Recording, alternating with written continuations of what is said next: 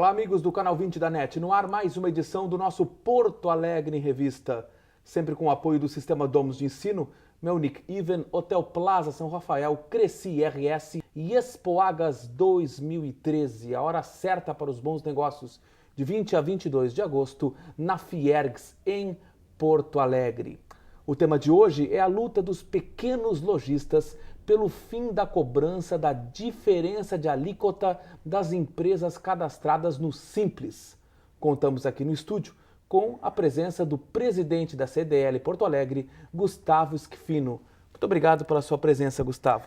Obrigado, o prazer é meu de estar contigo aqui. Olha, falando sobre esse tema que tanto está aí em voga e o pessoal do interior do estado e da capital tão preocupado.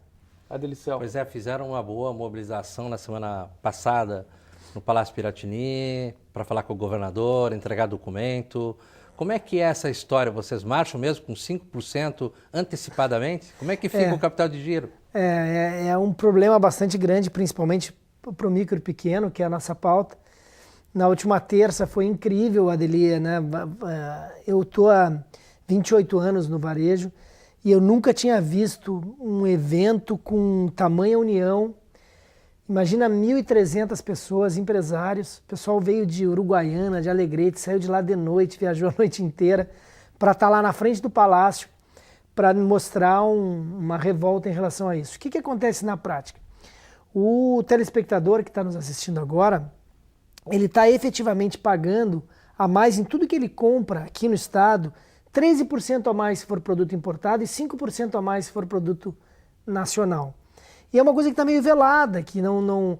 Só que o lojista não consegue repassar todo esse novo imposto para esse... Explica por que da fronteira, nosso Porque funciona o seguinte, a alíquota interna de ICMS é 17%, então tudo que se trabalha internamente é com 17%. Quando vem um importado para dentro do estado, ele vem com uma interestadual de 4%. Então a diferença dos 17 para os 4, que dá 13, aqui o lojista tem que pagar para deixar o produto entrar. Em Santa Catarina, no Paraná, por exemplo, não precisa pagar isso. E aí chega lá o produto mais barato do que chega aqui. E esse valor, esses 13%, ou 5% no caso de um produto que seja nacional, porque daí a interestadual do nacional é 12%. Como a alíquota interna é 17%, a diferença é 5%. Esse 5% adiciona no valor do produto. E a gente não consegue, o grande eventualmente até consegue algum tipo de negociação com o fornecedor e tal, e também se acredita na hora de vender o produto, e aí não tem tanto impacto com a diferença de alíquota. Agora, para o pequeno, o impacto é absurdo e ele não tem condições de honrar com esse novo tributo. Em outros estados também acontece isso? Sim, existem alguns estados que cobram a diferença de alíquota. Dos 24 estados que tem no Brasil, 4 cobram e os demais não cobram. Então, estados bem industrializados como São Paulo, Rio de Janeiro até também não cobra, mas tem outros estados como que fazem essa cobrança da diferença de alíquota do lojista e que não prejudicam tanto o seu lojista porque eles possuem uma indústria interna forte que pode abastecer a loja. Só que hoje nas lojas de varejo, 80% do que a gente vende, vem de outro estado, mas não é porque a gente quer comprar de outro estado, isso é uma coisa que é importante que fique claro. Acontece que o nosso estado não produz, por exemplo, óculos, o óculos que tu está vestindo, não tem. Tudo São Paulo, Campinas. Tudo São Paulo, Campinas, ou material de construção, ou produto relacionado à moda, são itens que não tem para vender na indústria regional. Então não é justo que se diga nessa demanda, poxa, mas vocês querem então deixar de proteger a indústria regional? Não, de jeito nenhum. A gente tem maior interesse que a indústria regional seja forte, seja pujante. Jamais a gente compraria um produto que tem disponível aqui de outro estado. Nenhum lojista faria isso, porque não tem despesa de frete, porque está com um produto com mais facilidade de reposição. O que nos obriga a comprar de outros estados é porque não existe aqui. Então vem uma falácia aí do governo que quer proteger a indústria regional, o que em absoluto não tem nenhuma fé com a realidade. Esta diferença de alíquotas não acaba provocando aí uma guerra fiscal?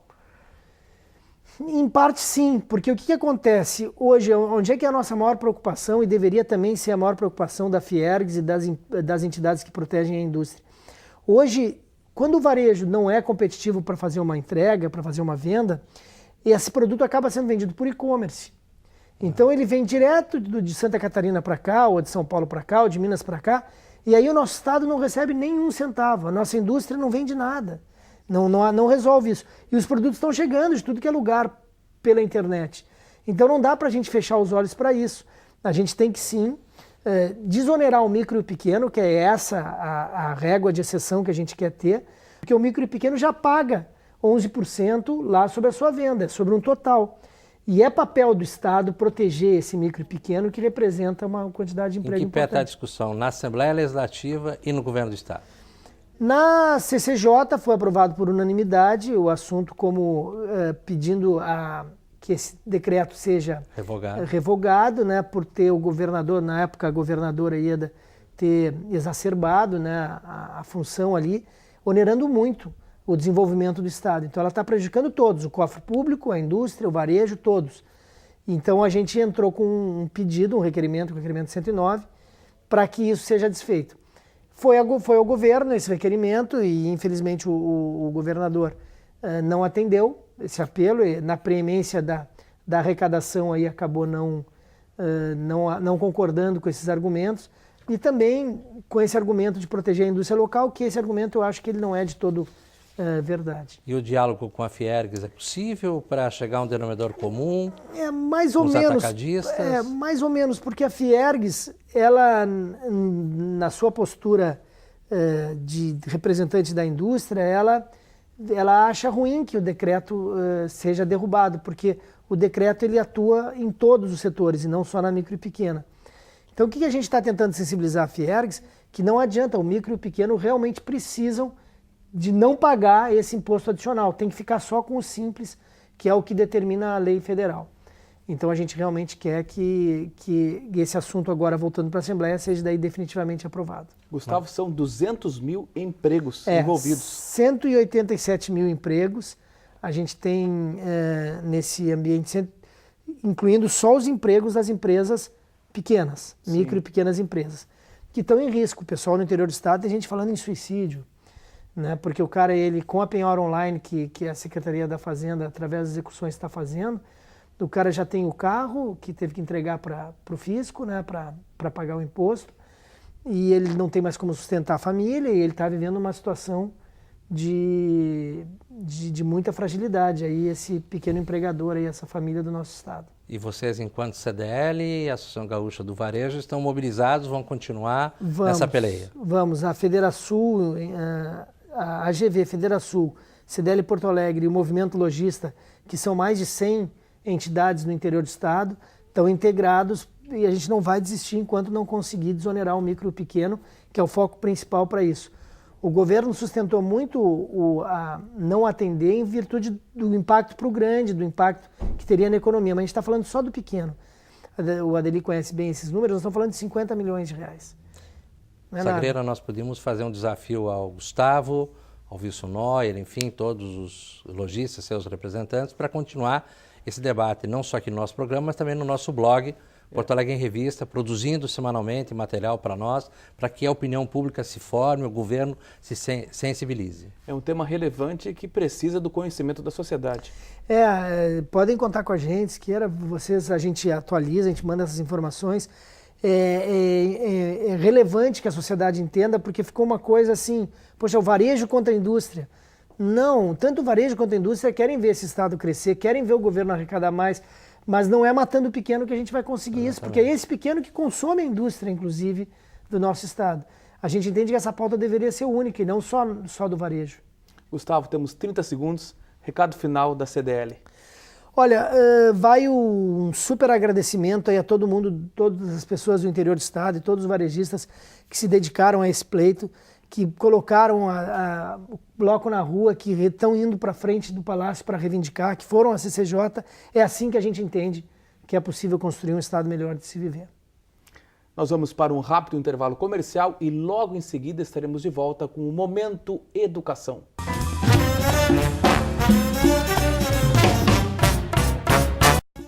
Para mim, economizar é comprar bem tranquilo, bem crocante, bem novinho, bem fresquinho. Para mim, economizar é... Para mim, economizar é comprar bem macia, bem bonita, bem moderna, bem assado. Bem fofinha. Bem divertida. Bem madura. Bem felpuda. Bem suculenta. Bem saboroso. Bem graúda. Pra mim, Economizar é comprar bem rapidinho. bem gelada. Bem quentinho. Bem pertinho. Bem, pô.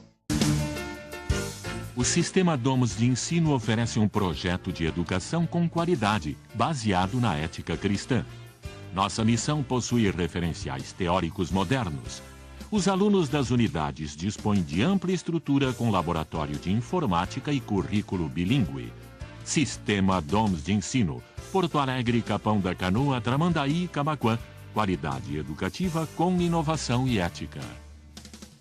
Uma instituição que busca fortalecer, regularizar e defender os interesses dos corretores de imóveis e da sociedade. O Cresci RS há 50 anos realiza o credenciamento, fiscalização e capacitação dos corretores de imóveis no Rio Grande do Sul. Pensando em estar sempre próximo dos seus credenciados, o Cresci RS possui 37 delegacias regionais, espalhadas pelas principais cidades do interior, além da sede principal em Porto Alegre.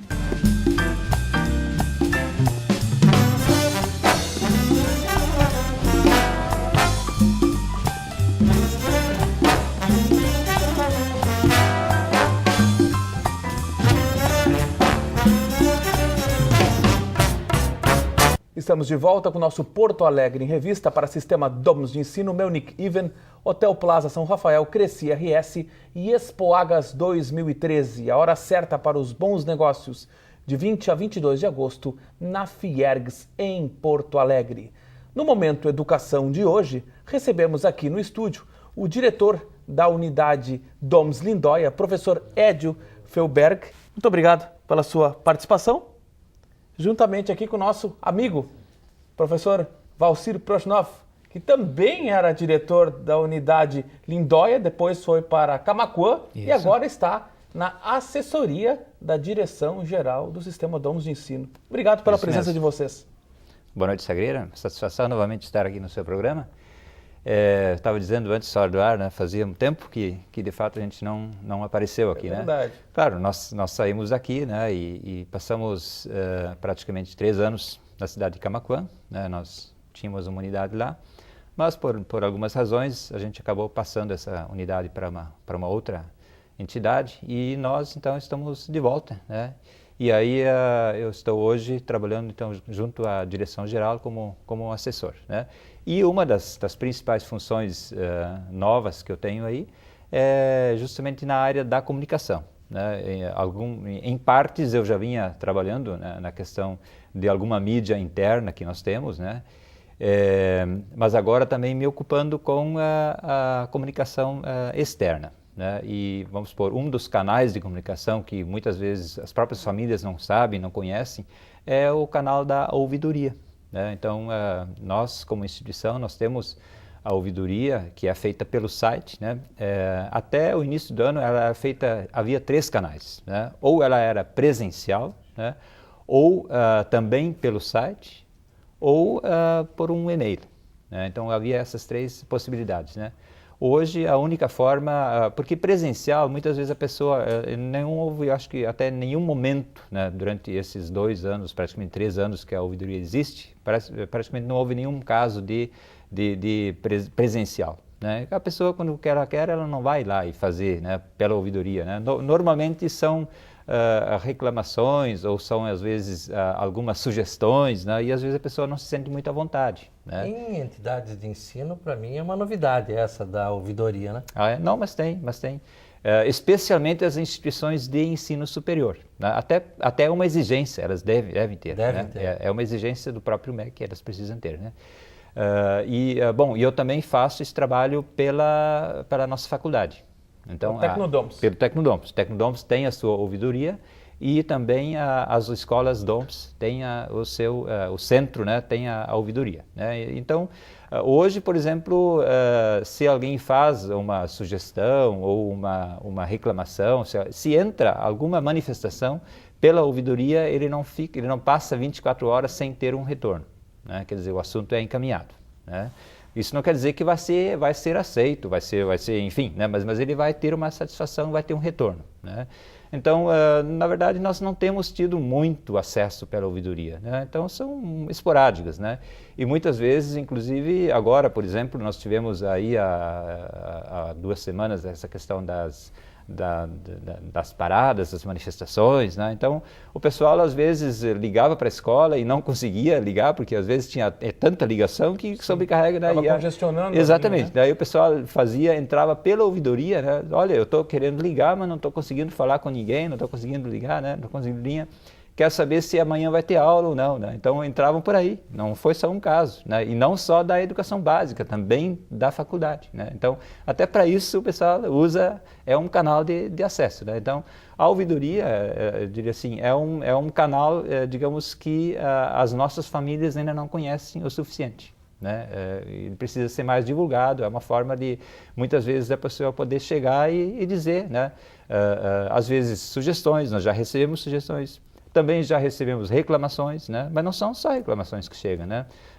Às vezes elogios também, né? Claro que normalmente a pessoa usa para fazer alguma reclamação, né? Alguma coisa não está bem, está insatisfeita com o atendimento, alguma coisa que não, né? Mas a gente então encaminha para o setor, né, responsável. É preciso que as pessoas cada vez mais se familiarizem com as ouvidorias, exatamente, tanto das instituições privadas, a Delicel, como as públicas, né? É uma ferramenta muito importante nesse diálogo entre o público, né, e a instituição. O mais importante que colocado é que o tempo é imediato, né? Porque também não adianta ter uma ouvidoria e depois ou não responde ou demora muito tempo. Então eu acho que é altamente louvável isso que o DOMS está fazendo.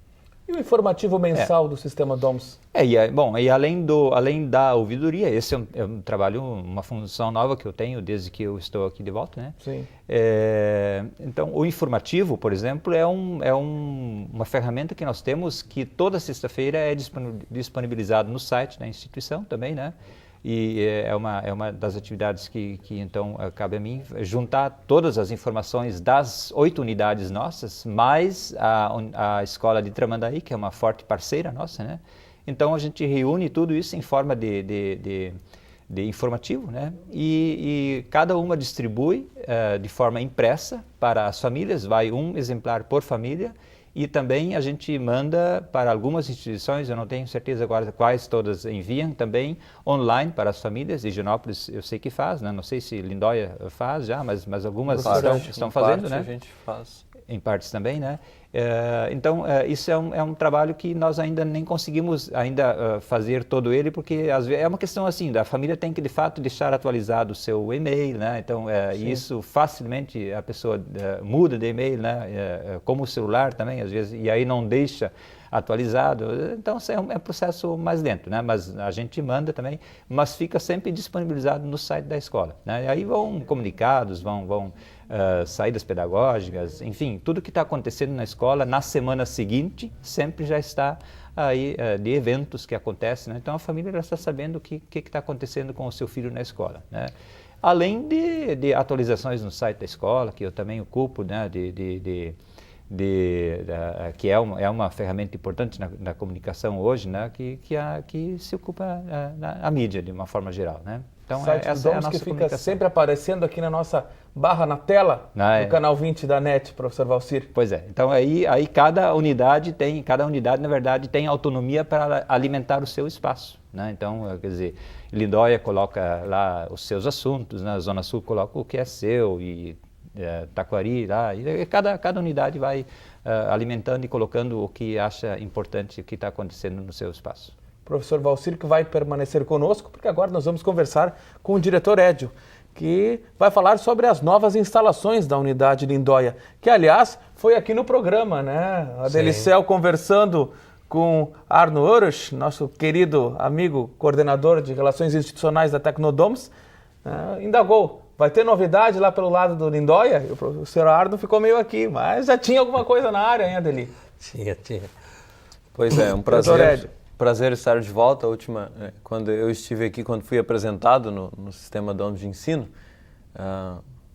estava vindo de São Leopoldo, quando o Valcir foi assumir em Camaquã, eu assumi lá, e o Valcir falava da ouvidoria, e assim, uma das ferramentas, acho que uma das grandes sacadas do Domus é a questão da participação das famílias. Eu acho que o Domus é uma escola onde a comunidade participa de fato.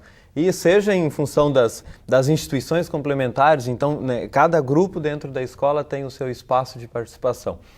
E foi justamente ouvindo as famílias que talvez o que, assim, nos últimos 6 meses tem sido o que mais tem mexido com o pessoal no bairro Lindóia. Nós vínhamos de um plano de trabalho do pastor Domus que previa expansão, isso lá de 2004, né, até 2009, 2010. E encerrado esse plano de trabalho, se trabalhou em função de um que então iniciou em 2011 e vai até 2016. E esse plano de trabalho ele surgiu justamente ouvindo as pessoas, especialmente os pais e alunos e os professores e colaboradores de cada unidade, com as suas perspectivas, né, as suas demandas, e depois isso se tornou um pacote de trabalho. Então. E nesse plano de trabalho tinham lá as necessidades da unidade Lindóia. Então, o Domus sempre já vinha lá com uma qualidade pedagógica, mas nós estávamos instalados num prédio, que era uma creche, com uma casa do lado, com outro espaço, e se pensava em melhorar isso. E quando eu digo melhorar, o que veio então na época, era desde a questão de uma sala de aula ampla, adequada, laboratórios de ciências, de informática, biblioteca. Então, com essas demandas, e daí talvez quem acompanha aqui, se acompanha assiduamente, consegue perceber algumas coisas na frente, no final do ano passado, todos lá foram surpreendidos quando a mantenedora disse, olha, nós vendemos isso aqui, e causou um choque na comunidade. Mas como assim o Domus Lindóia vende dentro? Mas nós tínhamos 2 questões básicas, uma era a estrutura, e outra era a questão da mobilidade urbana, porque nós estamos na Bogotá, e o pai que sai do bairro e precisa fazer só aqueles 50 metros na Bogotá, às vezes demora e não tem onde estacionar. E escutando isso, então, a mantenedora vendeu sim, mas já com a perspectiva de um espaço. E daí nós começamos a busca, isso em dezembro do ano passado, chegamos a ter 14 indicações de espaço, e teve um que chamou muita atenção por questões que esse espaço nos oferecia, que era o Lindóia Tênis Clube. Então o Arno, que ele talvez já sabia, mas né, também estrategicamente a gente segurou, os pais vinham numa ansiedade e agora antes do recesso a gente pode divulgar que se tudo der certo, a primeira previsão é que a gente inicie o ano letivo numa escola nova que nós vamos construir. Já tem o prédio, em outro momento a gente pode trazer para cá um pouco de como é esse layout. Mas acho que são 2 novidades. É um prédio que vai ter uma estrutura que nenhuma outra escola em Porto Alegre tem. Vai ser diferente por alguns espaços que a escola conseguiu montar. E num segundo momento, pelo tipo de parceria. Porque o Domus, com toda a sua qualidade de trabalho que vem desenvolvendo em Porto Alegre, agora nas próximas semanas já com mais de 80 anos de trabalho, lá no Lindóia já há 12, 13 anos de trabalho, foi buscar o Lindóia Tênis Clube como parceiro, porque eles também têm um jeito de olhar para as pessoas como o Domus. No Lindóia Tênis Clube, quem se associa é a família, não é a pessoa. Então, o sócio lá é a família que é sócio. E o Domus também valoriza essa questão da família, né, no seu espaço pedagógico e também de convívio social. Eu fico imaginando, né, a possibilidade que tem na área do esporte, do lazer, da cultura, exatamente por ser um clube tradicional e ter espaços tão magníficos e tão amplos. E hoje, se me permite, Ed, hoje nós temos a questão da escola integral, de turno integral. É uma tendência, né? É uma necessidade. Né? A mãe e o pai trabalhando, né? Quer dizer, cada vez mais. A escola Lindóia já tem turno integral, já tem crianças o tempo todo. E lá, quer dizer, a própria infraestrutura, né? do espaço vai beneficiar, vai facilitar essa prática. Agora em agosto, na pauta do Conselho Escolar, vem aí algumas surpresas para serem trabalhadas. O Domus Lindóia já é uma escola que trabalha com turno integral, mas se pensa agora o trabalho de tempo integral, ou seja, você vai ter na escola um espaço para o teu filho o ano todo. Né? Perfeito. Eu acho que nós já vínhamos fazendo um ensaio com algumas parcerias e assim, não é algo novo. Para quem acompanha de perto, a parceria com o Clube Lindóia já é algo antigo. Né? Hoje nós dividimos alguns professores, os professores de instrumento musical, o professor de judô, outros, cedência de espaço. Nós temos uma parceria já há mais tempo, mas essa agora sim, né, bate aquilo que em algum momento não era o espaço físico adequado, também com a ajuda incessante dos pais, do clube de mães, dos vários grupos que tem na escola. Hoje o Domus Lindóia é um espaço aconchegante, que já dá saudade, mas eu até brinquei com os pais outro dia no encerramento do semestre, que a gente vai levar junto a churrasqueira para o Domus Lindóia. Então assim, nós vamos garantir lá esse espaço de convivência. E o Lindóia, o nosso endereço oficial vai ser a Rua Caracas, então assim, nós vamos ter a Praça Cordeiro de frente. Rua Caracas, número? 260. 250, 260, depende de onde vai ficar o portão. Mas nós vamos ter a Praça Cordeiro pela frente e um portãozinho de acesso ao clube. Então, ao mesmo tempo que a gente mantém a unidade de escola, a gente está dentro do clube. Então, é uma parceria que vai ser a primeira em Porto Alegre, mas que prevê aí um futuro interessante, uma parceria bem interessante. Muito obrigado pela sua participação aqui no Canal 20 da NET, juntamente com o nosso amigo Valcir Prosnov. Obrigado a você. E neste ponto encerramos mais uma edição do nosso Porto Alegre em Revista. Até a próxima.